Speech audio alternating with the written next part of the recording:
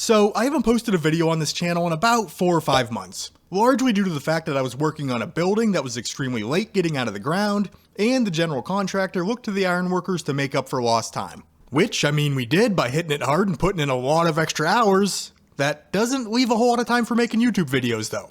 Unfortunately, there is another factor. I've just been having a very hard time getting into Destiny as of late. A lot of times I'd boot up the game, play for maybe a half hour, and just kinda wasn't feeling it.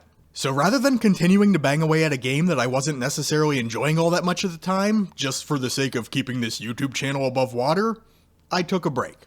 And I gotta say, it was nice to step away from YouTube for a bit. I ticked some games off my eternally growing backlog, spent some extra time with the family, got some projects done around the house. But I don't like moonlighting as a well-adjusted human being for long periods of time, so I downloaded Warframe.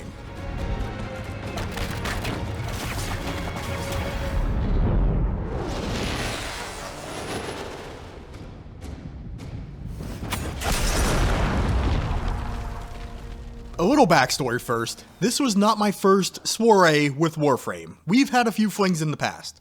As an early PlayStation 4 adopter, there weren't a ton of games on the console at launch. You could download Warframe though, and it was free. Kinda hard to beat that price tag. I tried it out, I enjoyed it well enough, and just kinda played it in intermittent spurts moving forward. There were definitely phases where I was a little bit more heavily invested than others, but regardless, it was a game I kept circling back to. That cycle more or less hit a hard stop, and I think it was early 2019 when I moved to PC for all of my gaming fixation needs. Yes, Warframe is available on PC, but at the time, no cross-platform progression. And I tried, on several occasions. I really tried downloading Warframe on Steam and restarting the experience from square one. And while the gameplay was just as fun as I remembered, and the game as a whole was exponentially smoother on PC, I could never escape that feeling of loss. But as I said a minute ago, I downloaded Warframe. Again. One day as I was scrolling through the Plaguelands of Twitter, I saw a post stating that you could now merge your Warframe account cross-platform. After reading that, I kinda sat back in my chair and mumbled under my breath, damn, looks like we're back in business. Why does this game keep reeling me back in though? For me personally, I think it kinda scratches the same itch as Destiny, but it does it differently, if that makes sense. It's tough to verbalize, but I think what it boils down to is that I crave the loot chase and the pursuit of power, which are at the core of both games. Does that mean every fatigued Destiny player is gonna latch on to Warframe immediately for that reason alone though? No, definitely not. I'll be the first to admit, this isn't a game that's just gonna resonate with everyone. For me personally though, it does check a lot of my boxes, and the game as a whole does have a lot going for it. So I'd like to share my perspective on just a few points. For context though, because it's important to know the basis of where these opinions are coming from, I am by no means, in any way, shape, or form, a Warframe expert. I'm basically just what I would call an invested enjoyer with a lot to learn still. If you're familiar with the game, I'm Mastery Rank 13, I've acquired 19 unique frames, leveled almost 100 weapons, and knocked out about 99% of the base star chart. Just a few more nodes to tick off before it's complete. My mod collection is getting there, it's definitely still a work in progress. And I feel like I have at least a reasonably good grasp on the early game mechanics and systems thus far. The first thing that's always blown my mind about Warframe, this game is free. Not a free demo, not free to try, you can play the entirety of the game, every piece of content, for exactly $0. There are microtransactions by the boatload. I mean, you can spend platinum, the game's real money currency, at just about every turn, because, that's how Digital Extremes makes their money, but you're never actually required to. Cosmetics, sure, you may need to shell out some platinum or some real world money if you want to pretty up your Warframes a little bit, but anything affecting gameplay can be acquired by anyone. For example, could you outright purchase yourself a new Warframe? Yes, you can.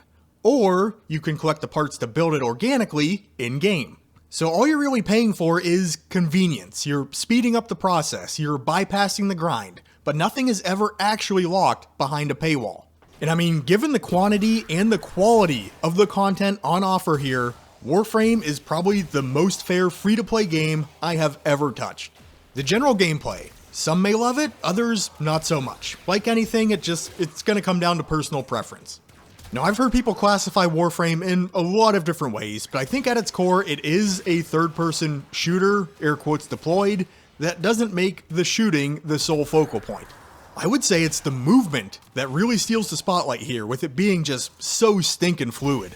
It does make the gameplay rather fast paced, and it can be a little tricky to get a handle on at first, but I mean, once it all clicks, running on walls, jumping, tumbling, spiraling, gliding through the air, only to slide just as you hit the ground, keeping all of your forward momentum.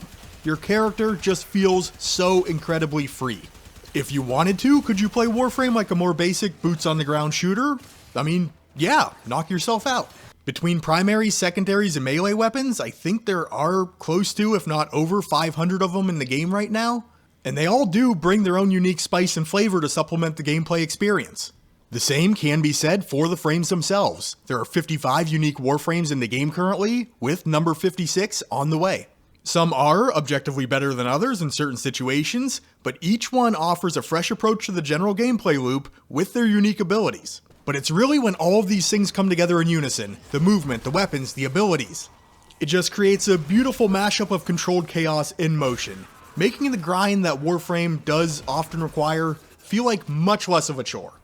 Speaking of which, if you are dead set on keeping your wallet locked up tight, there is going to be a fair amount of grind in your future. And if you didn't pick up on it, that was sarcasm. There is going to be a ton of grinding in your future.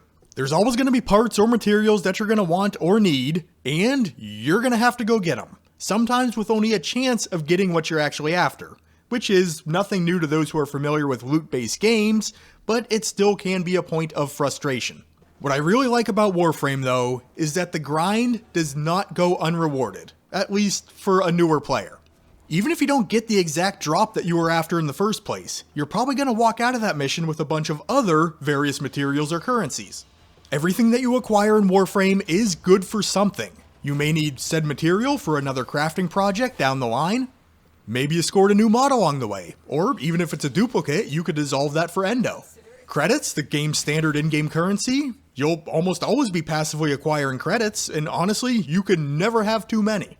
Plus your Warframes and weapons level up as you use them. There's almost nothing that you can actively do in-game that isn't going to passively give you some sort of forward progress. And for me, it definitely feels good to play a game that respects your time in this manner.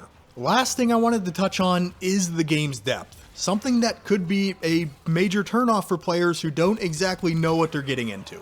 Personally, I feel like I dropped a stone down a well at the beginning of my Warframe journey, and that thing's not even close to making a splash yet. The scope and scale of Warframe is massive. We're talking about 10 years of content drops, feature improvements, bug fixes, gameplay tuning, the list goes on. And all of this content is still in the game, with more being added on a fairly regular basis. Even for someone like myself, who did log some hours, but didn't exactly grow and evolve in unison with Warframe over the years, it can all seem very overwhelming.